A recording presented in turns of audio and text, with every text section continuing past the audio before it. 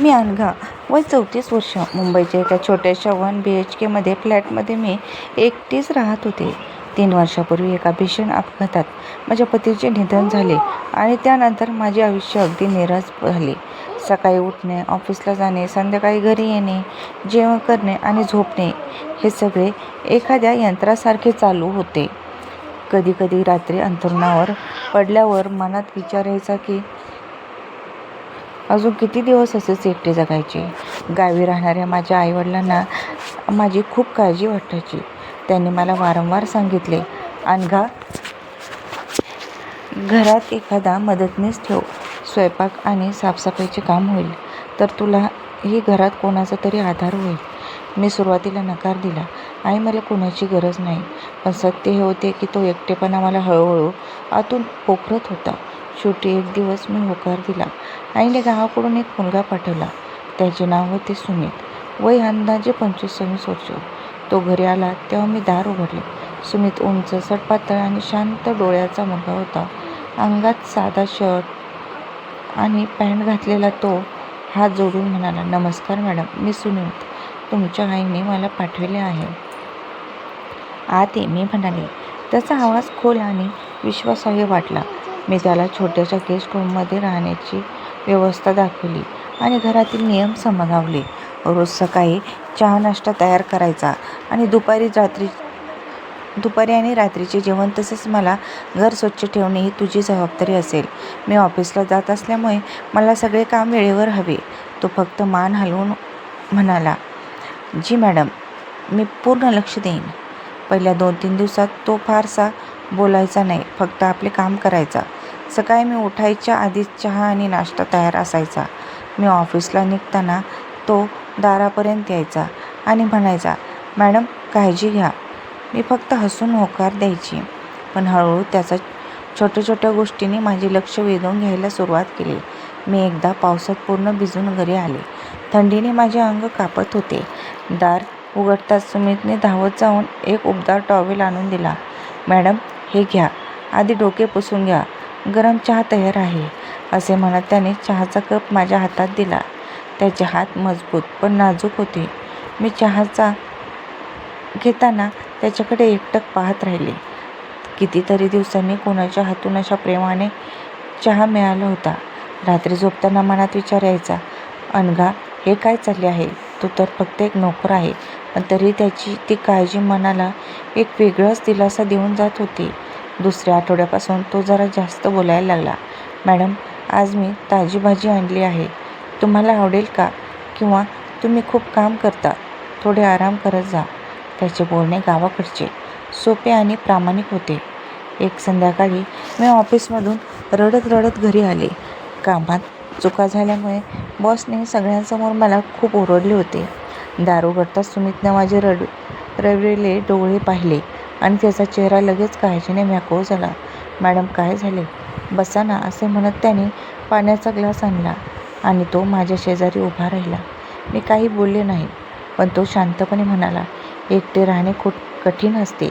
मी समजू शकतो. तुम्ही रडू नका, सगळे ठीक होईल. त्याचे ते दिलासादायक शब्द ऐकून माझ्या डोळ्यातून पुन्हा अश्रू वाहू लागले. मी त्याला मनातील सगळी खंत सांगितली. पतीची आठवण, आयुष्यातील रिकामेपणा आणि ऑफिसचा ताण. तो शांतपणे सगळे ऐकत होता. त्याने कुठेही व्यत्यय आणला नाही. शेवटी तो म्हणाला, मॅडम, आता मी इथे आहे ना, तुम्ही काळजी करू नका. मी सगळे सांभाळेन. त्याच्या आवाजातील काळजी पाहून मला पहिल्यांदा जाणीव झाली की हा मुलगा फक्त एक नोकर नाही, तर एक चांगला मित्र बनू शकतो. त्या रात्री मला नीट झोप लागली नाही. मनात सुमितचा चेहरा, त्याची काळजी आणि त्याचे शब्द सतत फिरत होते. मी स्वतःलाच विचारले, मी एकटी आहे म्हणून मला हे सगळे असे वाटते आहे की खरंच मनात काहीतरी वेगळेच चालू आहे? सकाळी उठल्यानंतर मी त्याच्याशी नेहमीप्रमाणे वागण्याचा प्रयत्न केला, पण मनात एक हलकीशी ऊब जाणवत होती. दिवस जात होते आणि सुमित आता घरचा एक महत्त्वाचा भाग बनला होता. सकाळी तो माझ्यासाठी वेगवेगळे नाश्ते करायचा.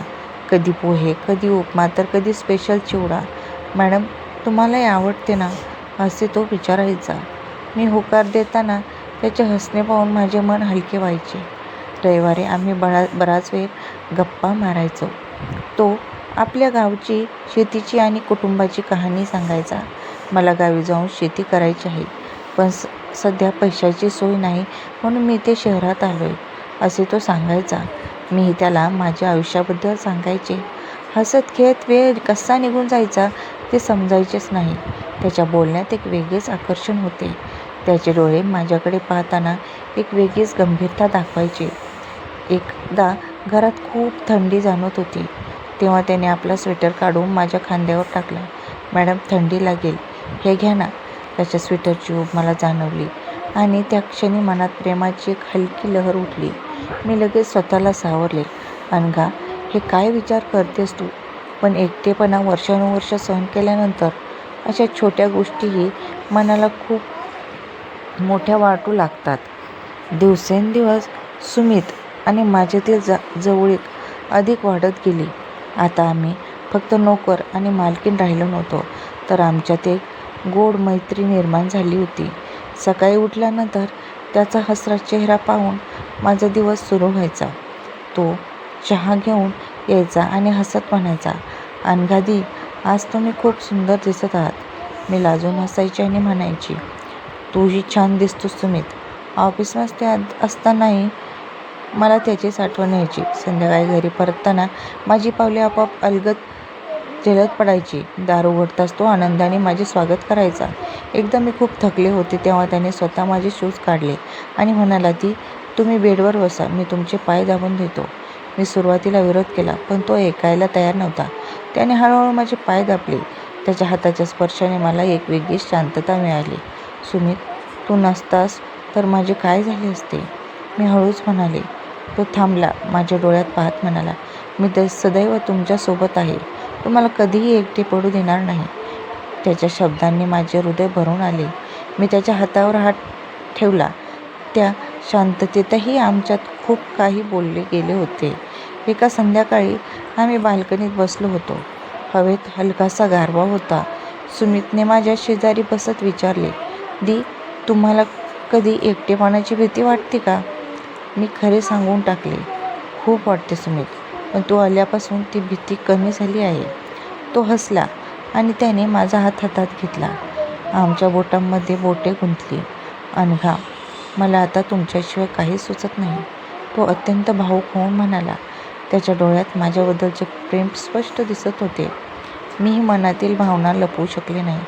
सुमित, तू माझ्या आयुष्यात आल्यापासून सगळे बदलले आहे. तुमची काळजी, तुझे हसणे मला तुझ्याकडे आकर्षित करत आहे. आमच्या नजरा एकमेकांमध्ये गुंतल्या. त्याने मला हळूच जवळ ओढले आणि माझ्या कपाळावर एक नाजूक ओठ ठेवले. मी तुमच्यावर खूप प्रेम करतो. तो कुजबुजला. मी त्याच्या छातीवर डोके टेकले. त्या रात्री आमचे नाते नोकर मालकीणीच्या पलीकडे जाऊन एका पवित्र प्रेमात बदलले. दिवसामागे दिवस जात होते आणि आमचे प्रेम अधिकच दृढ होत होते. आता आम्ही एकत्र बाहेर फिरायला जाऊ लागलो.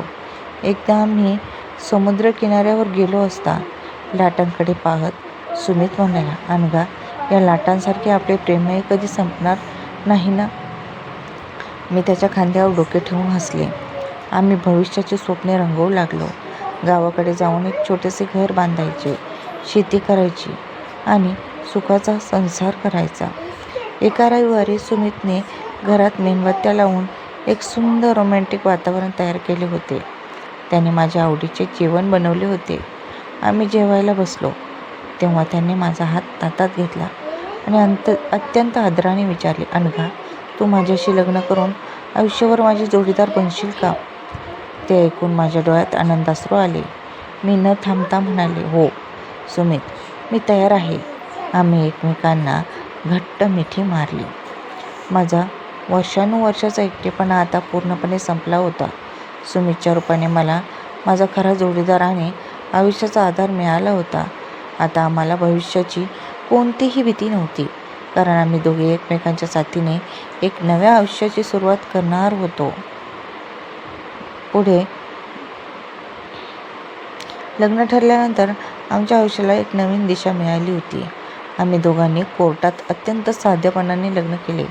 माझ्या आईवडिलांनी सुमितला मनापासून स्वीकारले होते आणि सुमितच्या घरच्यांनी आमचे नाते मान्य होते. लग्नानंतर सुमित आता माझ्या घरचा नोकर राहिला नव्हता, तर तो या घरचा हक्काचा मालक आणि माझ्या आयुष्याचा सर्वस्व बनला होता. सुरुवातीचे काही महिने मुंबईतच खूप आनंदात गेले. मी ऑफिसला जायचे आणि सुमित घरची काळजी घ्यायचा. पण सुमितचे खरे स्वप्न मातीत राबवायचे होते हे मी कधीच विसरले नव्हते. त्याला गावाकडे जाऊन आधुनिक पद्धतीने शेती करायची होती. एक दिवस रात्री जेवताना मी स्वतःच हा विषय काढला. सुमित, आता आपल्याकडे थोडे पैसे जमा झाले आहेत. तू नेहमी गावी जाऊन शेती करण्याबद्दल बोलायचास ना, मग आता आपण गावी जायचे का? माझे शब्द ऐकून सुमितच्या डोळ्यात एक वेगळीच चमक आली. तो म्हणाला, अनघा, पण तुझ्या ऑफिसचे काय? तू एवढ्या मोठ्या शहरात राहिली आहेस, तुला गावात जमणार का? मी त्याचा हात हातात घेतला आणि म्हणाले, जिथे तू असेस तिथे माझे जग आहे. आणि आता तंत्रज्ञान खूप पुढे गेले आहे. मी गावातूनच वर्क फ्रॉम होम घरी बसून काम करू शकते. माझ्या या निर्णयाने सुमित खूप भावूक झाला. त्यानंतरच्या 2 महिन्यात आम्ही मुंबईतील फ्लॅट भाड्याने दिला आणि सर्व सामान घेऊन सुमितच्या गावी आलो. सुमितचे गाव खूप सुंदर होते. हळवी माती, हिरवीगार शेतं आणि संत वाहणारी नदी. तिथे आल्यावर सुमितने त्याच्या वाटणीच्या जमिनीवर काम करायला सुरुवात केली. त्याने पारंपरिक शेती सोडून आधुनिक पद्धतीने म्हणजे ड्रिप इरिगेशन, ठिबक सिंचन आणि सेंद्रिय ऑर्गॅनिक शेती करायचे ठरवले. सुरुवातीचे काही दिवस माझ्यासाठी थोडे कठीण होते. शहरात राहून एसीमध्ये काम करण्याची सवय होती, त्यामुळे गावातील उन्हाचा त्रास व्हायचा. पण सुमित माझी खूप काळजी घ्यायचा. मी घरात लॅपटॉपवर ऑफिसचे काम करत असताना तो शेतातून माझ्यासाठी ताजी फळे, कडुलिंबाचा थंडगार रस घेऊन संध्याकाळी काम संपवून मी शेताच्या बांधावर जायचे. मावळत्या सूर्याच्या प्रकाशात सुमितला शेतात काम करताना पाहणे हा माझ्यासाठी जगातील सर्वात सुंदर अनुभव होता. 1 वर्ष बघता बघता निघून गेले. सुमितच्या कष्टाला यश आले. आमच्या शेतात उत्तम प्रतीची फळे आणि भाज्या पिकू लागल्या होत्या, ज्यांना शहरात खूप मोठी मागणी होती. सुमित आता गावातील इतर तरुणांनाही आधुनिक शेतीकडेचे धडे देऊ लागला होता. गावात आता त्याला केवळ एक शेतकरी म्हणून नाही, तर एक मार्गदर्शक म्हणून आदराचे स्थान मिळाले होते. एका रविवारी संध्याकाळी आम्ही दोघं आमच्या शेतातील एका मोठ्या झाडाखाली बसलो होतो. सुमितने माझ्या खांद्यावर हात ठेवला आणि म्हणाला, अनघा, आज आपण जे काही उभे केले आहे हे फक्त तुझ्या विश्वासामुळे शक्य झाले आहे. तू माझ्या आयुष्यात आली नसतीस तर मी आजही शहरात कोणाच्या तरी घरी नोकर असतो. मी त्याच्या छातीवर डोके टेकवले आणि म्हणाले, नाही सुमित, तू जर माझ्या आयुष्यात नसला तर मी आजही त्या मुंबईच्या बंद फ्लॅटमध्ये एकटेपणाच्या अंधारात जगत राहिले असते. तू मला फक्त आधार दिला नाहीस, तर जगायला शिकवले. आम्ही दोघं शांतपणे समोर पसरलेल्या हिरव्यागार शेताकडे पाहत राहिलो. हवेची एक सुखद झुळूक आली आणि आमच्या चेहऱ्याला स्पर्श करून गेली. माझ्या आयुष्यातील तो जणू एकटेपणा आता कायमचा संपला होता आणि त्याची जागा एका समृद्ध, आनंदी आणि समाधानी संसाराने घेतली होती. सुमित आणि माझी ही कहाणी केवळ एका नोकर आणि मोलकरणीची राहिली नव्हती, तर ती 2 वेगवेगळ्या जगातील 2 मनाच्या सुंदर मिलापाची यशोगाथा बनली होती. गावाकडचा तो सुखी संसार एखाद्या स्वप्नासारखा चालला होता. शेतातील पिके डोलत होती आणि आमचे घर आनंदाने रसरसून गेले होते. पण निसर्गाचा एक नियम आहे, कधीकधी सर्वात शांत असणारी रात्र सर्वात मोठ्या वादळाची पूर्वकल्पना असते. माझ्या आयुष्यातही असेच काहीसे घडणार होते. त्याची सुरुवात एका पावसाळी रात्री झाली. सुमित बाजारातून खते आणि बियाणे आणण्यासाठी शेजारच्या तालुक्यात गेला होता. खूप पाऊस आल्यामुळे त्याला यायला उशीर होणार होता. मी घरात एकटीच लॅपटॉपवर माझे ऑफिसचे काम करत बसले होते. अचानक रात्रीच्या सुमारास दारावर थाप पडली.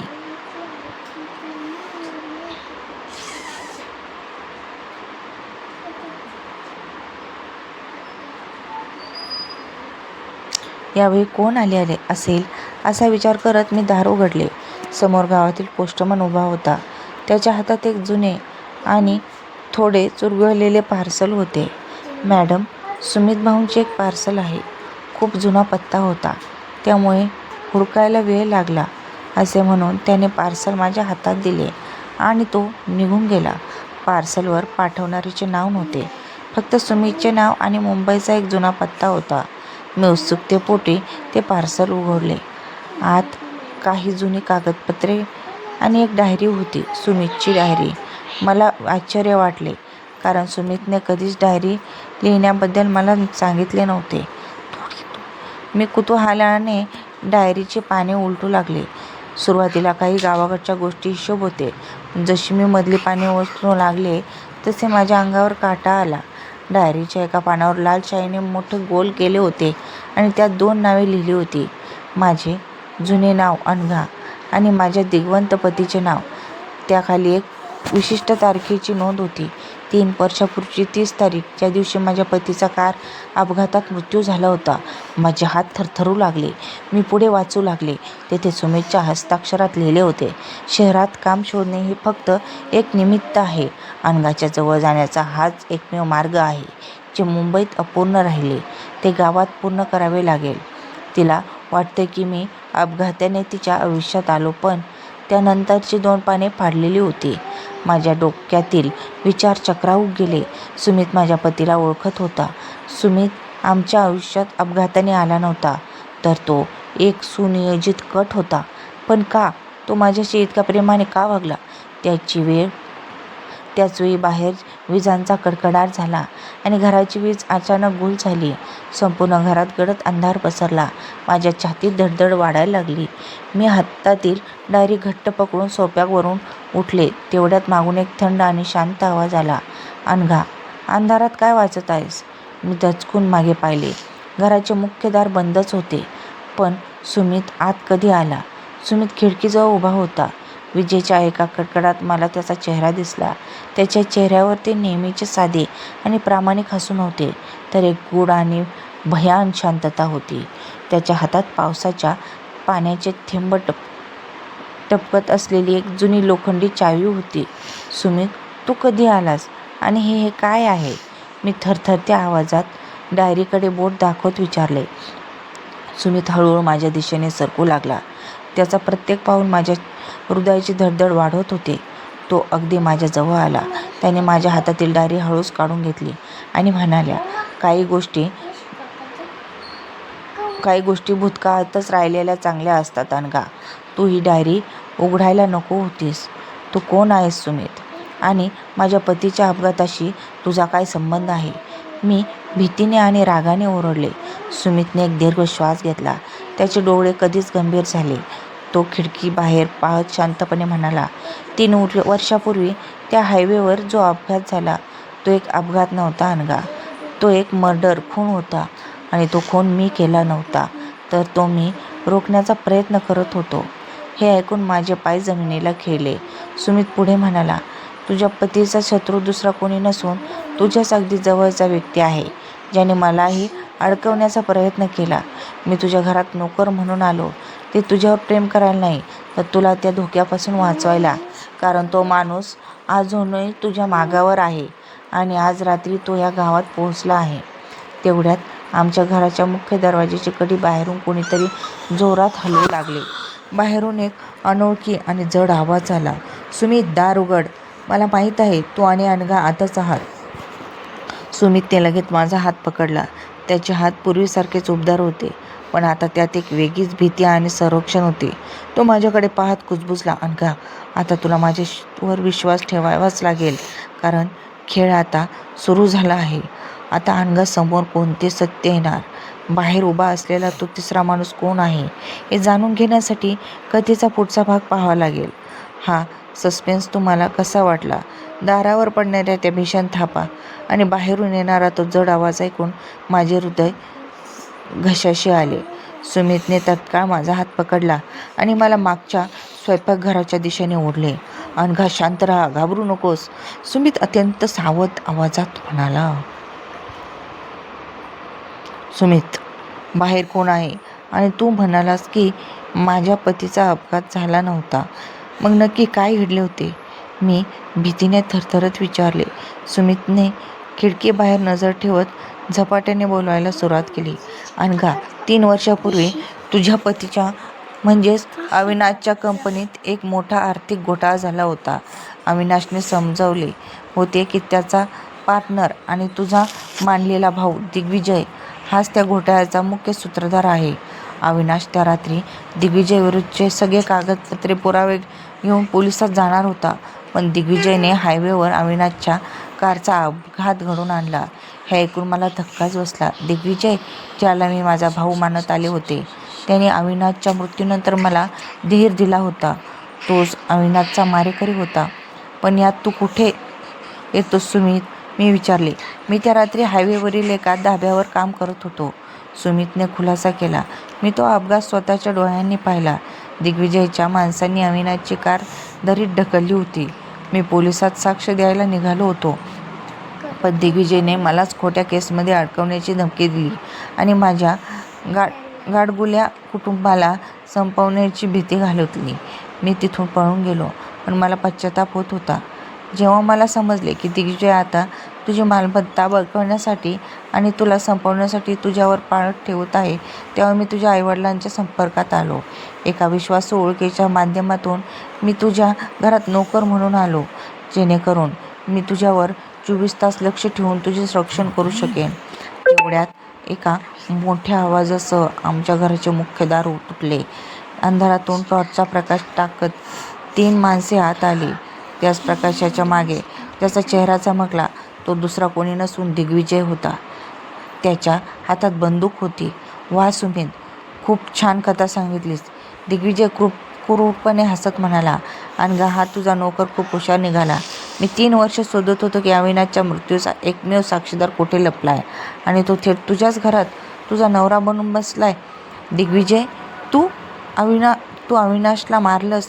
माझ्या डोळ्यातून अश्रू आणि राग एकत्र बाहेर पडले.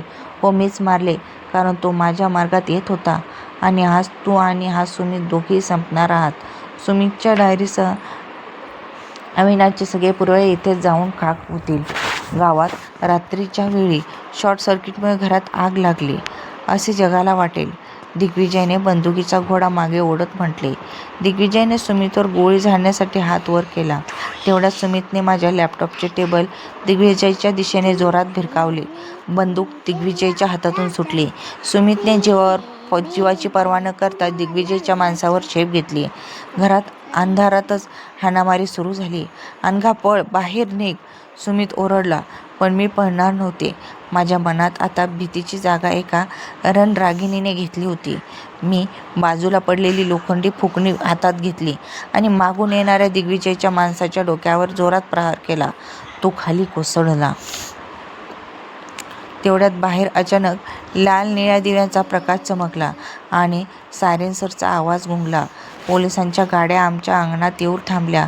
पोलीस इन्स्पेक्टर फौज फाट्यासह घरात घुसले आणि त्यांनी दिग्विजय आणि त्याच्या माणसाला जागीच पकडले. मी थक्क होऊन पाहिले. सुमित हळूच खिशातून चालू असलेला मोबाईल बाहेर काढला. अनघा, दिग्विजयने गावात पाऊल ठेवताच मला माझ्या मित्राचा फोन आला होता. मी घरात येण्यापूर्वीच पोलिसांना गुप्त माहिती देऊन इथे बोलावून घेतले होते आणि दिग्विजयने आता जी काही कबुली दिली ती सगळी या फोनवर पोलीस स्टेशनमध्ये लाईव्ह ऐकवली जात होती. दिग्विजयला पोलीस ओढत घेऊन गेले. त्याचा खेळ कायमचा संपला होता. घरातील अंधार दूर झाला होता आणि बाहेर पहाटेचा कोवळा प्रकाश पडू लागला होता. मी सुमितकडे पाहिले. त्याच्या हाताला थोडी दुखापत झाली होती. मी धावत जाऊन त्याला घट्ट मिठी मारली. सुमित, तू नोकर म्हणून आलास, मित्र बनलास, पती झालास. आज माझा रक्षक बनून माझ्या पतीचा न्याय मिळवून दिलास. माझे डोळे भरून आले. सुमितने माझ्या कपाळावर हलकेच ओठ टेकवले आणि म्हणाला, अनघा, भूतकाळातील सावल्या आता संपल्या आहेत. आता आपल्या आयुष्यात फक्त सत्याचा आणि सुखाचा प्रकाश असेल. आमच्या कथेत सस्पेन्स संपला होता आणि त्या जागी एक खऱ्या, सुरक्षित आणि अथांग प्रेमाची नवी पहाट झाली होती. कहाणी आवडली असेल तर चॅनलला सबस्क्राईब